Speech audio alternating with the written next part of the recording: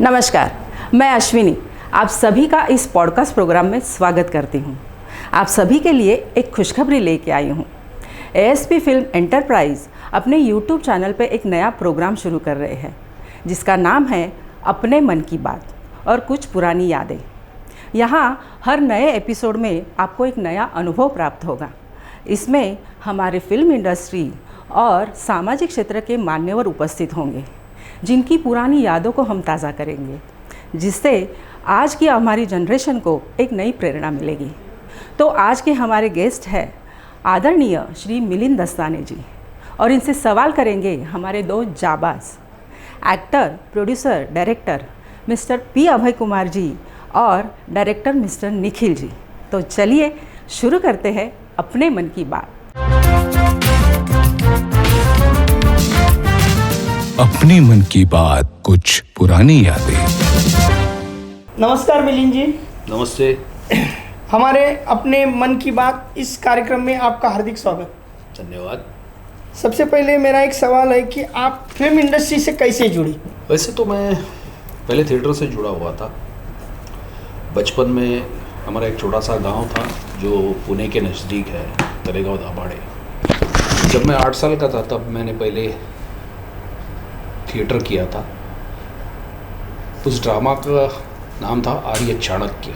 उसमें मैंने आर्य चाणक्य की भूमिका निभाई थी और वहाँ से वो एक्टिंग का सिलसिला चालू हो गया। पहले मेकअप 8 साल का जब था तब किया था, वो सिलसिला आज तक चालू है।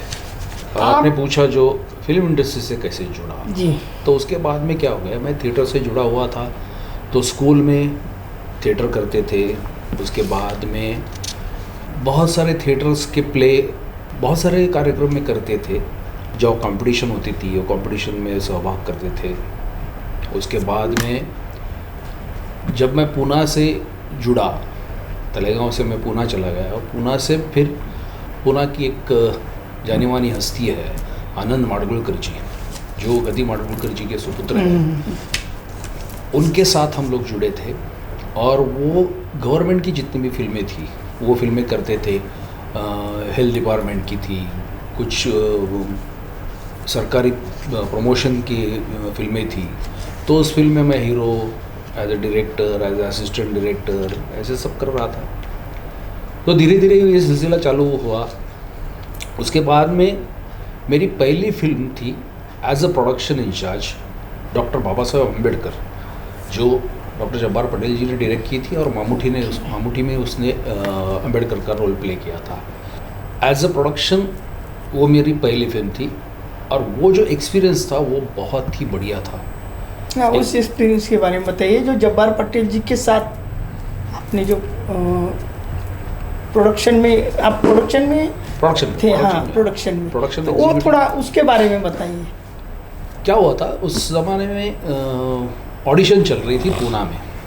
तो मैं ऑडिशन के लिए गया था। तब वहाँ पे शिवदास घोड़के कास्टिंग डायरेक्टर थे। उन्होंने कहा कि भाई इस फिल्म में जो भी एक्टर काम करेगा वो उस ज़माने का और चेहरे का 80% तो भी सिमिलर चाहिए, ऐसे लोग हम सिलेक्ट कर रहे हैं। तो वो आपके लिए रोल तो यहाँ पे नहीं होगा। तो मैं जा रहा था तो डॉक्टर जब्बार पटेल और मैं काफ़ी सालों से पहचान थी हमारी, क्योंकि उनके दोनों भाई मेरे साथ पढ़ रहे थे, हमीद और वाहिद। तो उन्होंने कहा कि तू यहाँ पे क्या कर रहा है? तो मैंने बोला कि भाई मैं ऐसे एक्टिंग के लिए आया था। बोले ठीक है यार, एक्टिंग का तो नहीं होगा, प्रोडक्शन में काम करेगा क्या? बोला प्रोडक्शन कैसे, किसको कहते हैं मुझे पता नहीं है। तो उन्होंने सब कहा कि भाई ऐसा ऐसा होता है, परमिशंस निकालनी पड़ती है। मैं बोला ठीक है चलो करते हैं। तो वहाँ से वो सिलसिला चालू हो गया। वो पहली फिल्म थी, उसका एक्सपीरियंस बहुत ही बढ़िया था। एक तो पीरियड फिल्म थी, सेंसिटिव सब्जेक्ट था डॉक्टर बाबा साहब अम्बेडकर। तो बहुत सारी चीज़ें उसमें सीखने को मिली। प्रोडक्शन कैसे किया जाता है, हर एक चीज़ में, हर एक डिपार्टमेंट में। प्रोडक्शन का काम ऐसे है ना कि हर एक डिपार्टमेंट के साथ जुड़ा हुआ आदमी रहता है। तो वो सीखने को बहुत कुछ मिला वहाँ पे। वहाँ से सिलसिला चालू हो गया। ऐसी फिल्म इंडस्ट्री में ऐसी एंट्री हो गई मेरी। सर मुझे आपके बचपन के बारे में जानना चाह रहा हूँ कि कैसा था, घर का माहौल कैसा था, पढ़ाई में आप कैसे थे, कौन सा सब्जेक्ट आपका फेवरेट था? पढ़ाई में सबसे बेकार वर्स्ट आदमी था, बैक बेंचर्स जिसको बोलते हैं, तो वो था। क्योंकि करिकुलर एक्टिविटी में ज़्यादा रुचि थी, क्रिकेट खेलना है, ड्रामा, ये वो, तो पढ़ाई में इतना ज़्यादा ध्यान नहीं था, लेकिन कभी फेल नहीं हुआ, कंटिन्यू चलता रहा। तो बचपन में वही थिएटर का एक्सपीरियंस वहाँ से शुरू हुआ। घर में एक हमारे मामा जी थे, वो थिएटर से जुड़े हुए थे, तो उनके प्रैक्टिस में जाता था, रिहर्सल देखता था, तो मैंने बोला चलो हम भी कुछ करके देखते हैं। ऐसी बचपन की कहानी। सर महाराष्ट्र में आप किस स्टेट से बिलोंग करते हो जहाँ पे? मैं बेसिकली फ्रॉम शोलापुर। अच्छा। उसके बाद में मेरी पढ़ाई बाकी सब जो हुआ है वो पूना में हुआ। स्कूल का मेरा जो एजुकेशन है वो तलेगांव में बालमोहन जो बम्बई की बहुत बड़ी अच्छी स्कूल है, उसकी एक शाखा थी तलेगांव दाबाडे में, जिसका नाम तरांबापुर लेकर विद्या निकेतन। वहाँ पे मैंने स्कूली शिक्षा कंप्लीट की। उसके बाद में कॉलेज में गया मैं पूना में, एसपी कॉलेज, जिसको सर परशुराम कॉलेज बोलते हैं उसको, वहाँ पे भी वही चल रहा था, थिएटर। तो सर घर वालों का क्या रिस्पॉन्ड रहा जब आपने बोला कि मुझे जो हर घर वालों का रहता है कि बेटा इंजीनियर और मेडिकल में जाए, थिएटर और फिल्म में आने का, मतलब कि नहीं, कैसे था कि एक तो मेरा घर का वातावरण बहुत फ्री था। अच्छा। पिताजी रेलवे में ड्राइवर थे, माँ हाउसवाइफ ही थी, और मैं उनके साथ रहता ही नहीं था, मैं पूना में रहता था। तो ऐसा कुछ विरोध किसी ने किया नहीं, तुझे जो करना है वो कर, ये फ्रीडम मिला था, तो अपोज करने का कोई सवाल ही नहीं था। और उस ज़माने में ऐसा कुछ नहीं था कि फिल्म इंडस्ट्री ख़राब है, ये है वो है, ऐसा कुछ नहीं था। और फुल फ्लेज करूँगा ऐसे दिमाग में नहीं था। एज ए एक्टर पहली फिल्म आपने की एज ए एक्टर, उस टाइम पे आपके घर का और आपके दोस्तों का क्या रिएक्शन था? नहीं, एक तो क्या हुआ, मेरी पहली film as a actor, as a hero, एक वेग नाम की, जिसको स्पीड बोलते हैं हम लोग, वो मराठी में थी, वो टेलीफिल्म थी। तो वो फिल्म ऐसे मिली कि माडगुळकर जी ने वो डायरेक्ट की थी। हीरो के रोल के लिए कोई नहीं मिल रहा था, जो अवेलेबल थे वो नहीं चलने वाले थे, और जिनको वो कास्ट करना चाहते थे वो अवेलेबल नहीं थे, तो वो मुझे मिल गया रोल। तो मतलब परिवार का क्या रिएक्शन था, या अपने दोस्तों को? मतलब एक होता है ना, पहली फिल्म मिली है, और घर वालों का हो सकता है कि इस इंडस्ट्री में आने के लिए विरोध था या नहीं सपोर्ट था। अगर सपोर्ट था तो क्या, कैसा रिएक्शन था? नहीं, घर वालों ने तो तारीफ ही की, चलो अच्छा है, लेकिन अपनी रोजी रोटी संभाल के तुझे जो कुछ करना है वो करो, ये घर वालों का कहना था। सर आपकी मनपसंद फिल्म कौन सी है? वैसे बहुत सारी है। हाँ। क्योंकि जो इंस्पायर किया हो कि यार मुझे भी जाना है, मुझे भी ये कैरेक्टर पसंद है, मुझे या ये आर्टिस्ट बहुत पसंद है, मुझे ये करना है। वैसे तो थिएटर से जब जुड़ा था तब यशवंत दत्त नाम के मराठी के एक बहुत बड़े कलाकार थे, मोहन जोशी थे, जिनसे मैं इंस्पायर हो गया था। उनके ड्रामा देख के, उनकी फिल्में देख के। एक यशवंत दत्त की फिल्म थी शापित नाम की, उनको उस टाइम नेशनल अवार्ड मिला था उसी फिल्म के लिए। जो अभी जिनको पद्म विभूषण मिला है, दत्ता जी, राजदत्त जी, वो डायरेक्टर थे। तब मैं शूटिंग पे गया था वो देखने के लिए, तो वो देखने के बाद मुझे ऐसा लगा कि यार मुझे भी कुछ करना चाहिए। और सबसे पसंदीदा फिल्म अगर सोचेंगे तो the legend of Bhagat Singh, जिसमें अजय देवगन जी ने भगत सिंह का रोल किया था और राजकुमार संतोषी ने डायरेक्ट की थी।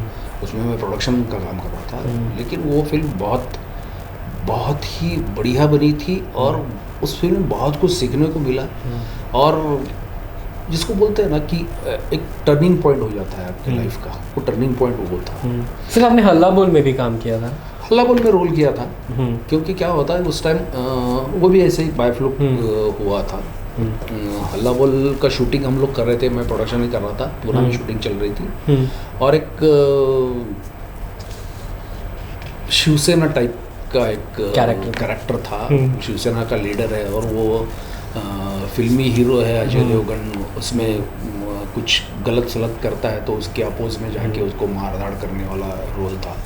तो जिस आर्टिस्ट को सिलेक्ट किया था वो पहुंचा नहीं टाइम पे, तो राजकुमार संतोषी ने बोला कि ये लगता है इसको खड़ा करो इसके, और वो रोल बढ़ते बढ़ते गया।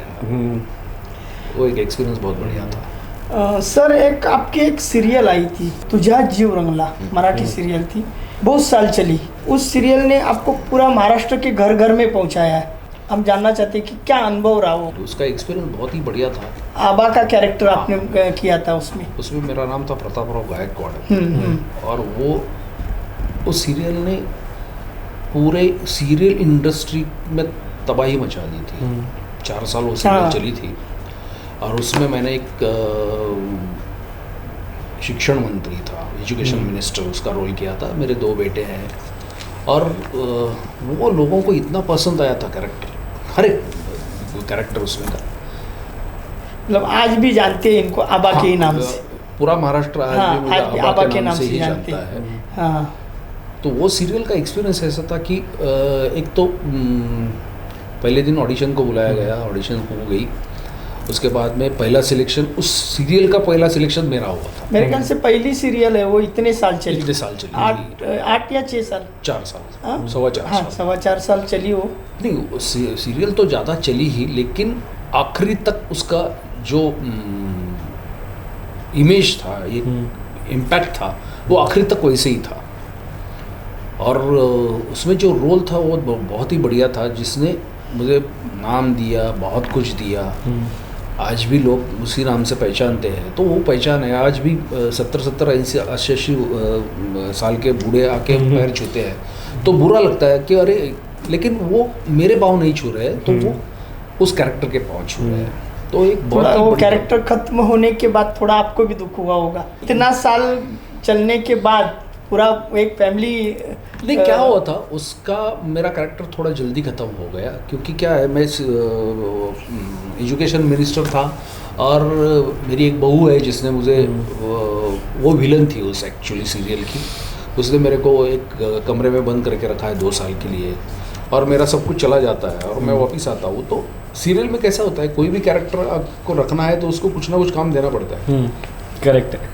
तो वो जो कैरेक्टर था वो एक तो मिनिस्टर था, हाँ। उसके बाद में वो पॉलिटिक्स में इतना बिजी था और घर का भी काम संभाल रहा था, लेकिन वो एक बार 2 साल के लिए अगर वो अंदर बैठा है तो वो आके उसको क्या चेंज करेंगे, तो उसको वो कैरेक्टर ख़त्म करना पड़ा।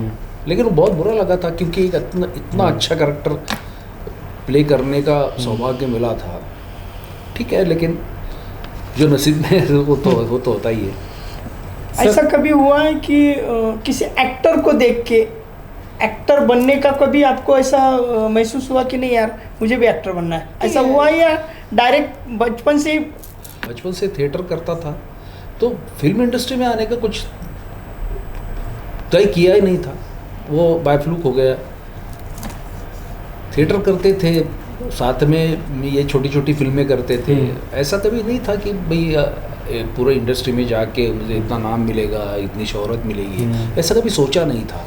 वो हो गया 2008 में। 2008 में कुछ एक मेरे लाइफ में बहुत बड़ा इंसिडेंस हुआ था। उसके बाद में मैं घर पे था 6 महीने के बाद मुझे एक्टिंग का ऑफर आया। तब तक मैं प्रोडक्शन ही करता था।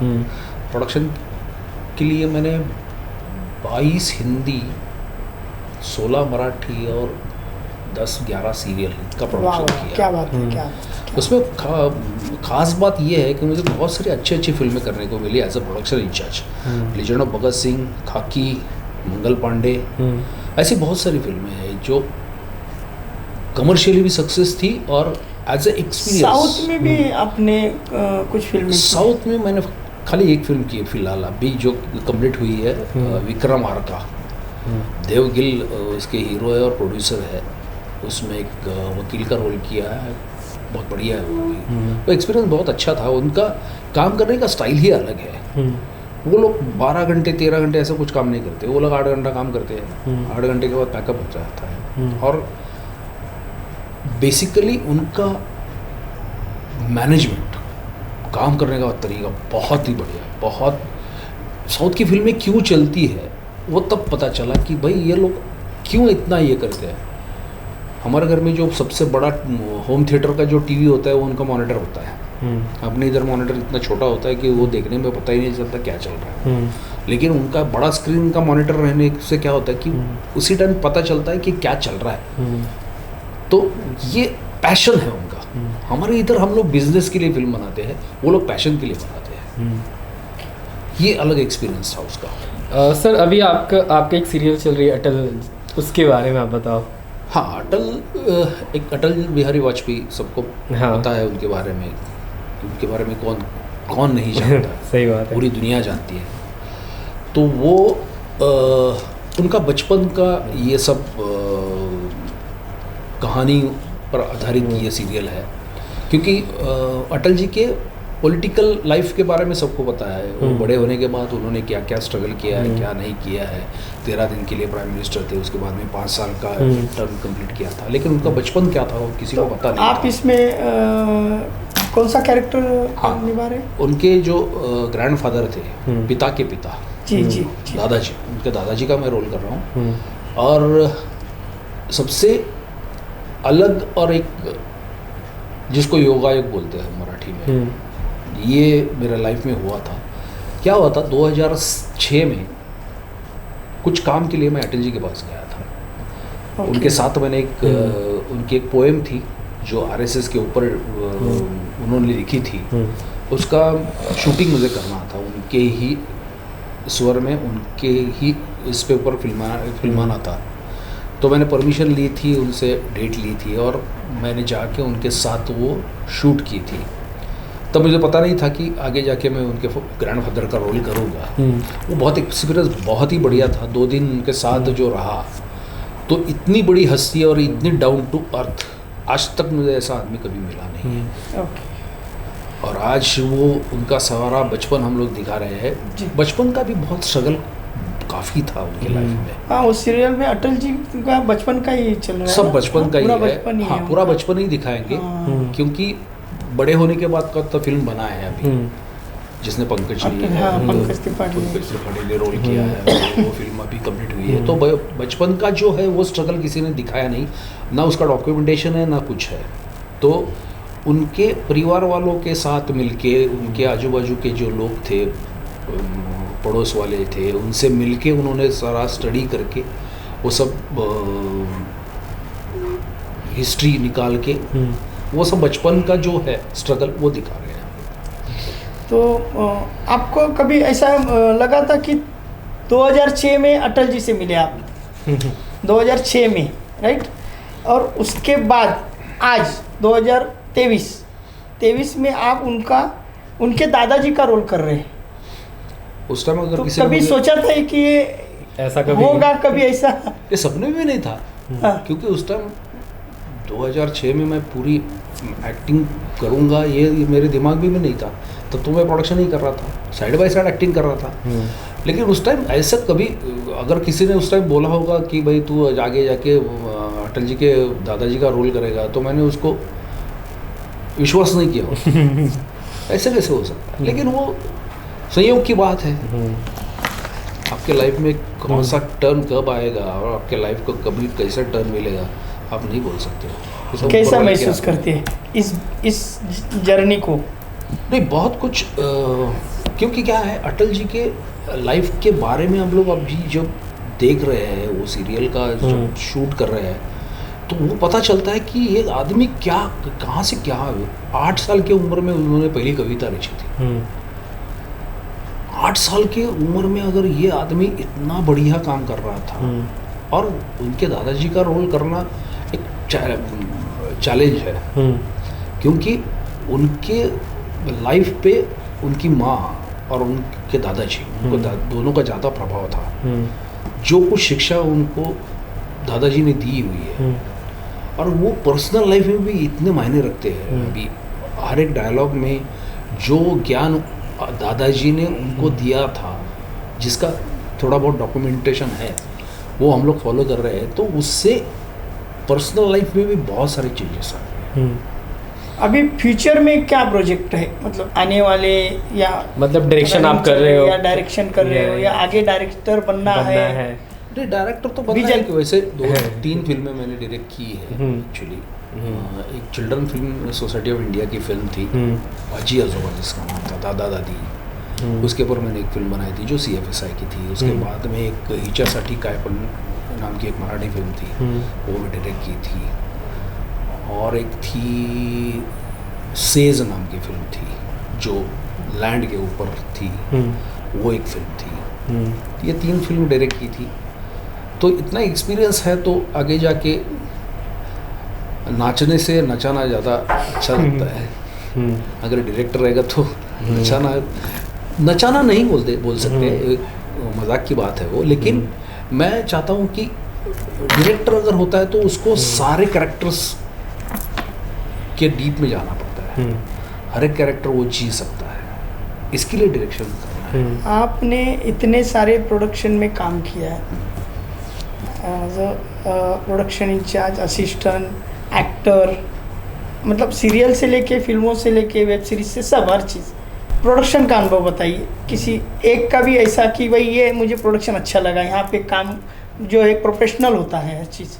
लेजेंड ऑफ भगत सिंह, उस फिल्म का स्पेशलाइजेशन क्या था, खासियत क्या है उसकी, क्या हो गया था उस टाइम 5 फिल्में बन रही थी भगत सिंह की। हाँ, उसमें से 3 कंप्लीट हो गई, 2 ने बंद कर दी। एक सनी देओल ने जिसमें भगत सिंह का रोल प्ले किया था, एक हमारी थी, और तीसरी थी पंजाब का कोई सिंगर है, उसने वो बनाई थी। तो वो कंपटीशन चल रहा था, तो कौन पहले कंप्लीट करेगा, इस भागदौड़ में हम लोग थे। तो 103 दिन ऐसे थे कि हमने कंटिन्यू शूट किया 103 दिन तक। 103 दिन तक हम सोए नहीं थे, 1-1.5 घंटा 2 घंटा इतनी हमको नींद मिलती थी।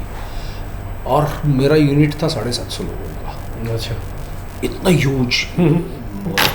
और वो जो एक्सपीरियंस था वो एक तो पंजाब का सब माहौल, और पूरा हमने पूना में शूट किया था। 90% फिल्म पूना में शूट हो गई, 10% आगरा में 2 सीक्वेंस थे, 3-4 दिन का आगरा में था, और एक मनाली में गाना शूट किया था अजय देवगन का और अमृता राव का। लेकिन उस टाइम में जो एज अ इंडस्ट्री जो देखने को मिला वो बहुत ही बढ़िया था, बहुत ही बढ़िया एक्सपीरियंस था। 2-3 इंसिडेंट्स ऐसे हैं कि हम लोग जालियांवाला बाग का सीक्वेंस शूट कर रहे थे पूना में। इंडस्ट्री में जितने भी फाइटर्स हैं सब मेरे पास थे, 5000 फाइटर्स थे उस टाइम। वो एक्सपीरियंस बहुत ही अलग था, क्योंकि वो जालियांवाला बाग का इतना बड़ा सीक्वेंस था कि लोग मर रहे हैं, ये है वो है, तो नॉर्मल लोगों को लेके फ़ायदा नहीं था, इसलिए फाइटर्स लोग थे। तो वो एक्सपीरियंस बहुत ही अनबिलीवेबल, भूल नहीं सकते वो। 103 दिन जो काम कर रहे थे हम लोग, बहुत ही बढ़िया था। सैफ अली खान के साथ भी आपकी एक लाल कप्तान फिल्म थी वो। हाँ, उसके साथ कैसे अनुभव रहा काम करने का? नहीं, सैफ अली के साथ सैफ मेरा कुछ शॉट नहीं था, वो था प्रोडक्शन में। हाँ, नहीं वो बहुत ही बढ़िया था। एक ही सीन था मेरा उसमें, मराठा सरदार था वो, और पूरा एक दिन उन्होंने मेरे साथ ही शूट किया था। बहुत बढ़िया एक्सपीरियंस था वो। अभी एक मराठी फिल्म आपकी और एक आई थी, प्रीत अधूरी, हमने देखी है, उसके बारे में भी बताइए, कैसे रहा आपका एक्सपीरियंस? एक तो वो 2 लैंग्वेज में बनी थी, और शायद एक मराठी रिलीज हो गई है। मराठी रिलीज हो गई, हिंदी रिलीज नहीं हो गया अभी तक, लेकिन उसका एक्सपीरियंस बहुत अच्छा था। एक उसमें कहने वाली बात ये थी कि हीरो से उसके पिताजी का रोल ज़्यादा था। अच्छा, जो जी। ऐसी एक ही फिल्म है, पहली फिल्म है वो इंडस्ट्री की पहली फिल्म है, हीरो का वो पिताजी ज़्यादा है।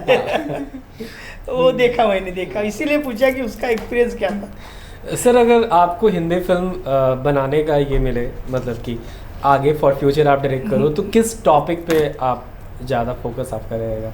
क्या, मैंने राजकुमार संतोषी के साथ ज़्यादा काम किया है। उस आदमी का एक स्पेशलाइजेशन था।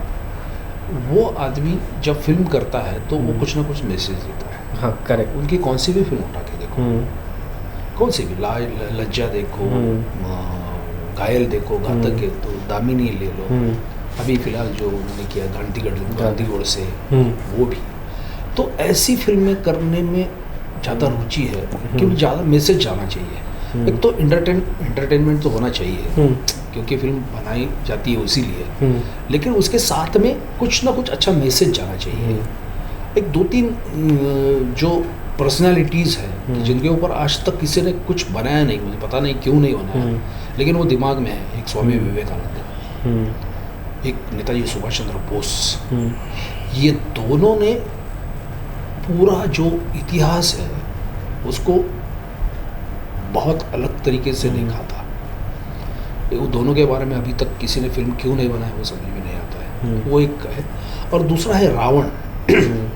हम लोग रावण को हमने गलत पोर्ट्रे किया है। वो विलन कभी नहीं था, लेकिन लोगों के दिमाग में वो हमने घुसाया है कि वो विलन है, विलन है, विलन है, लेकिन वो विलन नहीं था। उसने कभी भी सीता माई को तकलीफ नहीं दी, खाली उनका 2-3 बार इंसल्ट किया था सीता माई, उसका बदला लेने के लिए उन्होंने ऐसा किया था। हमने भी सुना है। लेकिन ये जो बातें हैं ये लोगों तक पहुंचनी चाहिए। और 2 कल्चर भी तो था, राम का कल्चर और रावण का कल्चर, दोनों कल्चर डिफरेंट था। डिफरेंट थे, लेकिन तो हमने क्या रिटेलिएशन भी तो डिफरेंट चीज़ें। लेकिन हमने जो भी रावण का जितना भी डॉक्यूमेंटेशन है हमने ठीक तरह से पढ़ा ही नहीं। सबसे बड़ी बात यह है हमने खाली राम को फॉलो किया है। राम तो बड़े थे ही, उसमें कोई दोहरा ही नहीं है। राम जी, लक्ष्मण जी, ये सब बड़े ही थे, लेकिन उसमें भी बहुत सारे कैरेक्टर्स ऐसे हैं कि जिसके ऊपर एक एक फिल्म बन सकती है। उर्मिला जो लक्ष्मण की बीवी थी, उनके ऊपर एक किताब है लक्ष्मणायन नाम की, मराठी में नॉवेल है वो बड़ा, जैसे रामायण वैसे लक्ष्मणायन। तो वो लक्ष्मण जो नॉवेल लिखी थी, उर्मिला ने पूछा था कि राम तो बड़े थे, लक्ष्मण भाई बोल के बड़े हो गए, हनुमान भक्त होते इसके लिए बड़े थे, सीता माई आपकी बीवी थी राम की तो वो भी बड़ी हो गई, मेरा क्या, मैंने इतना दुख क्यों सहा, उसका रीज़न क्या है। तब लक्ष्मण बताते हैं कि मैंने ऐसा क्यों, मेरा लाइफ ये किया, राम जी को क्यों अर्पण किया। ऐसे बहुत सारे कैरेक्टर्स है उसमें। तो रावण एक दिमाग में है, पता नहीं होगा नहीं होगा। सिर्फ कोई भी स्क्रिप्ट आपके पास आता है तो उस पर थिएटर किस तरह से, आप एक थिएटर पॉइंट ऑफ व्यू आप किस तरह से देखते हो? नहीं, कैसे होता है ना, पहले एक तो कैरेक्टर समझना पड़ता है। हाँ बिल्कुल। वो कैरेक्टर क्या है, उसके बाद में उस कैरेक्टर क्या मैसेज दे रहा है। वैसे तो कैसे होता है, हर एक एक्टर को जो रोल करना है वो कभी मिलता नहीं है। करेक्ट है। तो मेरा ये कहना है कि मुझे जो रोल मिल रहा है वो मैं ज़्यादा से ज़्यादा अच्छा करूँ, ज़्यादा से ज़्यादा लोगों तक पहुँचाऊँ, ये मेरी कोशिश रहेगी। सर आज के जो आर्टिस्ट हैं थोड़ी उसमें डिसिप्लिन कम है, तो थिएटर को आप किस तरह से आप देखते हो कि अगर वो थिएटर करे तो ज़्यादा मैनेजमेंट और जो एक फोकस चीज़ हो, सवाल नहीं है। थिएटर करने वाला जो आर्टिस्ट है उसको जो डिसिप्लिन है वो वहाँ पे ही मिल जाता है। हाँ ये मैंने बोला ना, रेडी टू माउथ मिलता है, तो उससे कुछ नहीं। जैसे मतलब अभी आने वाली जो जनरेशन है युवा, इनको एक्टिंग के बारे में आप क्या बताएंगे? क्योंकि इनको क्या लगता है कि हाँ अरे ये तो मैं कर लूँगा, लेकिन वहाँ कैमरे के सामने सबसे बड़ी बात क्या होता है ये उनको नहीं पता है। सबसे बड़ी बात है कि एक्टिंग ये सीखने की चीज़ है ही नहीं, वो अनुभव करने की चीज़ है। हाँ, वो तो अंदर से होनी अंदर से चाहिए, होनी ये तो चाहिए। सीधी सी बात है। आप थिएटर करोगे तो आप जड़ से जुड़ जाओगे, रूट से जुड़ जाओगे। आपसे आजकल कोई स्टडी करता ही नहीं उसके बारे में। बिल्कुल। और सिर्फ थिएटर भी लोग कर रहे हैं तो सिर्फ एज अ फिल्म में जाने के लिए लोग थिएटर कर रहे हैं, वो फोकस और डेडिकेशन लोगों में दिख नहीं रहा है। वो नहीं, इसीलिए तो थिएटर के आज बुरे हाल हैं, इसके लिए है क्योंकि लोगों ने उसका जरिया बनाया है। हाँ, थिएटर एज एक्टिंग कौन सा भी फील्ड हो, डायरेक्शन हो, एक्टर हो, जो भी हो, वो थिएटर से अगर जुड़ा हुआ है तो उसको हर एक चीज़ का नॉलेज वहाँ पे ही मिल जाता है, बेसिक वहाँ पे मिल जाता है, तो फिल्में करना आसान हो जाता है। लेकिन वो लोग नहीं करते, उनको करने की चाहत ही नहीं है किसी में। सबसे बुरी बात ये है। और दूसरी बात है कि एक्टिंग में सीखने की चीज़ नहीं है, वो अंदर से ही आनी चाहिए। और कोई रोल के बारे में, सब्जेक्ट के बारे में कोई स्टडी करता नहीं है। आज जितने भी लोग हैं, आज बहुत सारे डायरेक्टर आज गली गली में डायरेक्टर हो गए हैं, उनको लेंस का कुछ पता नहीं है, कौन से लेंस किसके लिए यूज़ करते हैं, कौन से फिल्टर्स है, फिल्टर्स क्या है, किसी को कुछ पता ही नहीं और सीखने की किसी की इच्छा नहीं है। फ्यूचर में अगर आपको डायरेक्शन में करना है तो आपको किस टाइप की स्टोरी आपने अपने दिमाग में रखी है कि मुझे ये डायरेक्शन करना है और ये मैं ही करूँगा, इस टाइप का? नहीं, वही बोला ना, होगा। ये 2-4 फिल्में ऐसी हैं, 2-4 सब्जेक्ट ऐसे हैं, उसके बाद में कुछ तो भी मैसेज जाना चाहिए, कुछ अच्छा लोगों को देना चाहिए, खाली एंटरटेनमेंट ना हो, उसमें सोशल कुछ मैसेज भी जाना चाहिए, उस अच्छा मैसेज कुछ तो भी जी। जाना चाहिए। जो कश्मीर फाइल्स है, जो ऐसे फिल्में आती है, वैक्सीन वॉर है, ये फिल्में कुछ ना कुछ मैसेज दे रही है। मंगल है, मिशन मंगल, ऐसी फिल्में होनी चाहिए और उसमें से कुछ ना कुछ लोगों को सीखने को मिलेगा। शोले जैसी अगर फिल्म आपके सामने आए दोबारा करने के लिए? नहीं, शोले कैसे होता है ना सर, शोले एक माइलस्टोन है। आज अगर सिप्पी साहब अगर सेम फिल्म सेम आर्टिस्ट को लेके ही बनाएंगे तो भी नहीं बनेगी, क्योंकि वो एक ही टाइम होता है। अगर मैं मेरी बात करूँ, तुझा जीव रंगला, अगर पूरी स्टारकास्ट वही लेके अगर मैं वापस शुरू करूँ तो उतना वो नहीं, फेम नहीं हाँ, मिलेगा, जो वो पहले इतना मिला इंटेंशन है, नहीं एक- होगा, जी जी जी जी। उतने इंटेंसिटी से हमारा काम भी नहीं होगा। वो फ्लूक में या इसमें हो जाता है, फोर्स में हो जाता है। आप दोबारा करने जाओगे तो नहीं होगा। इसके लिए तो मैं जब सिक्वल बनाते हैं, वो सिक्वल के मैं विरोध में हूँ। वो बहुत मुझे बुरा लगता है कि सिक्वल में क्या दोगे ना आप, जो ओरिजिनल है ओरिजिनल है, सिक्वल बनाओगे तो गड़बड़ हो जाती है। आने वाली आपकी कोई फिल्म अभी? अरे बहुत सारी, एक मुक्ताई फिल्म है अभी जो मैंने की है, दिग्पाल लांजेकर, जिन्होंने हिस्टोरिकल फिल्में अच्छी बनाई। अच्छा अच्छा, दीपाल अंजिक, हाँ हाँ। उनका एक अभी एक फिल्म कम्प्लीट की मैंने उनके साथ, जिसमें ज्ञानेश्वर जी, संत ज्ञानेश्वर जी के ग्रैंडफादर का रोल किया है मैंने, जो मुक्ताई जो बहन थी उनकी। ये तो कैरेक्टर्स है ना जो हमें बहुत कुछ सिखा के जाती है। संत ज्ञानेश्वर है, संत तुकाराम है, ये जो लोग थे, इनके ऊपर कुछ ना कुछ डॉक्यूमेंटेशन होना चाहिए। तो संत ज्ञानेश्वर के बारे में बहुत कुछ है, लेकिन मुक्ताई जो उनकी बहन थी, उनको भी बहुत कुछ सहना पड़ा था। उस फिल्म में मैंने वही ग्रैंडफादर का रोल किया है, मुक्ताई और ज्ञानेश्वर जी को। सर, अपने मराठी इंडस्ट्री हो या हिंदी इंडस्ट्री में जो सिनेमा अभी जो फ्लॉप हो रहा है, उसके लिए आप क्या फीडबैक देना चाहोगे? किस तरह से उन चीज़ों को, क्वालिटी या फिर कुछ ऐसा, क्योंकि अचानक सा कोरोना के बाद जो न्यू जनरेशन आई, उस चीज़ों को बहुत जल्दी नकार रही है। शायद उनके लिए बहुत सारी चीज़ें ओपन अप हो गया है, या बहुत सारी चीज़ें। सबसे बड़ी बात ये है कि कारण क्या है उसके कारण पीछे? क्या कुछ है? तो रीजन होना होगा। इसके बारे में एक ही बात है कि हम लोग स्टडी करते ही नहीं है। हम लोग क्या करते हैं, फिल्म बनाते हैं, फिल्म बनाने के बाद हम सोचते हैं कि मैं इसकी डिस्ट्रीब्यूशन कैसे करूँ। ये पहले करना चाहिए। अगर मैं कोई फिल्म बना रहा हूँ तो ये टीम वर्क है। करेक्ट है। Director as a captain of the ship, वो बराबर है, लेकिन सब लोगों को साथ में मिलके अगर साथ में लेके चलेगा तो फिल्म अच्छी बनेगी ही बनेगी। मेरी आदत है, मैं क्या करता हूँ, मैं पूरी HODs को साथ में बिठाता हूँ और जो सब्जेक्ट है वो सबको सुनाता हूँ, भाई मुझे ऐसा ऐसा करना है, आपको इसमें क्या अलग लगता है, अगर इसमें कुछ गलत लग रहा है क्या। पूरा टीम वर्क है। क्या होता है ना, फिल्म कंप्लीट होने के बाद असिस्टेंट डायरेक्टर बोलता है, सर उस टाइम अगर सोचते थे तो अलग हो जाता, तो पहले ही बोल देना, फिल्म शुरू होने के पहले ही। और हम लोग क्या करते हैं ना, फिल्म डिस्ट्रीब्यूट कैसी करनी है, लोगों को क्या अच्छा लगता है। अगर मैं ट्रैक में चल रहा हूँ, आज का दौर जो चल रहा है उसी सब्जेक्ट पे अगर मैं फिल्म बनाऊंगा तो ही चलेगी। अगर मैं अलग कुछ बनाना चाहता हूँ तो उसके लिए अलग मायने हैं, अलग तरीका है, जो वैक्सीन वॉर और इसमें दिखाई दी। सर, अभी रिसेंटली हिंदी में एनिमल फिल्म आई है, जिसको लेके राज्यसभा में बहुत सारे सवाल जवाब हुए, उसको लेके आप क्या बोलोगे? नहीं, वही तो है ना कि वही बकवास लोग हैं। क्यों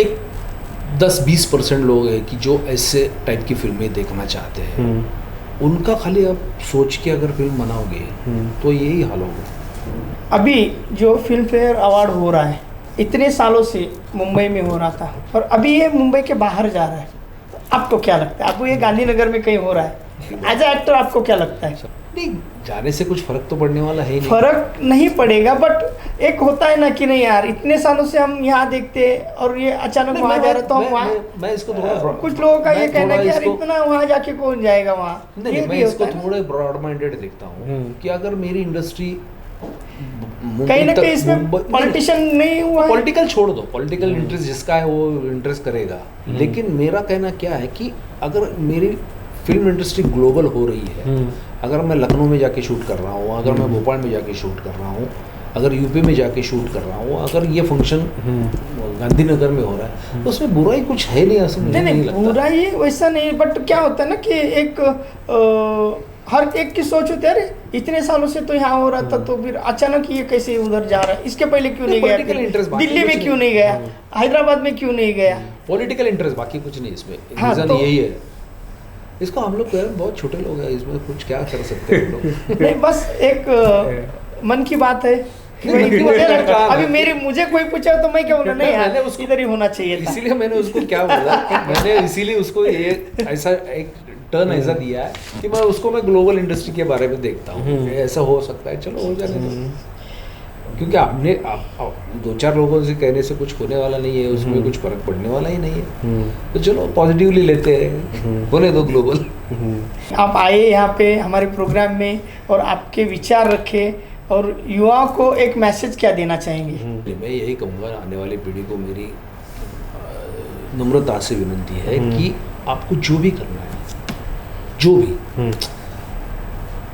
क्योंकि क्या है, ये फिल्म इंडस्ट्री में आना है, यू आर वेलकम, क्योंकि ये एक इंडस्ट्री ऐसी है कि यहाँ पे हर रोज मरते दम तक आदमी स्टूडेंट ही रहता है। आपको स्टूडेंट बोल के रहना है, आपको अगर डायरेक्शन करना है तो आपको हर एक डिपार्टमेंट का सब कुछ मालूम होना चाहिए, एडिटिंग में मालूम होना चाहिए, कैमरा कैसे रन होता है, कैमरा का लेंसेज का क्या है, ये सब मालूम होना चाहिए, एक्टर को भी होना चाहिए। आपको जो भी काम करना है दिल लगा के कीजिए, फिल्म में आने के बाद आपको बहुत कुछ मिलेगा, ये भूल जाओ। अगर आप अच्छा करोगे तो आपके लिए बहुत कुछ मिल सकता है, अगर आपको कुछ आता नहीं है तो आप आने की सोचो ही मत।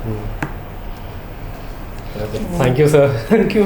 मन की बात में अपनी मन की बात बताने के लिए। आपके मन की बात में आज मुझे बुलाया एसपी फिल्म एंटरप्राइज, भव्य कुमार जी, निखिल जी, रोहित जी, आप सबका तहे दिल से धन्यवाद। हमारी पूरी टीम की तरफ से आपका बहुत बहुत धन्यवाद। तो मिलते हैं हमारे नए एपिसोड में हमारे नए मान्यवर के साथ, तब तक के लिए धन्यवाद।